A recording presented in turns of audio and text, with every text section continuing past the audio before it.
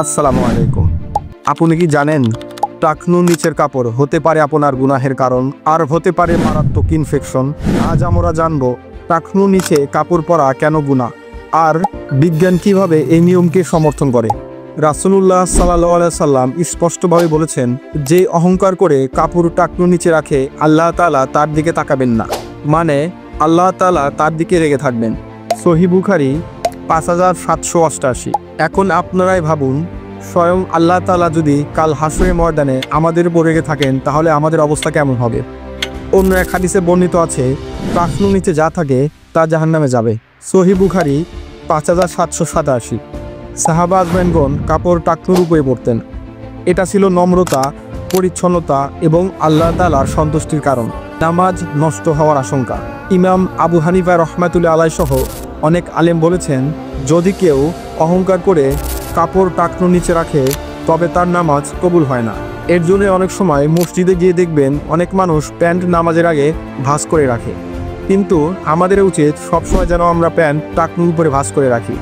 একজনকে কবরে আযাব দেওয়া হচ্ছিল, কারণ সে কাপড় টাকনুর নিচে পরত।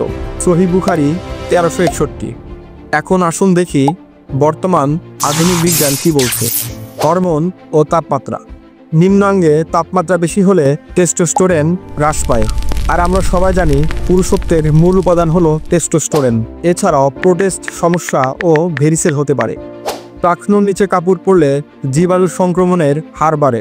হার্ভার্ড মেডিকেল স্কুল বলেছে, টাকনুর নিচে কাপড় থাকলেই ধুলাবালি ও জীবাণু সহজেই লেগে যায়। ফাঙ্গাল ইনফেকশন ও চর্মরোগ।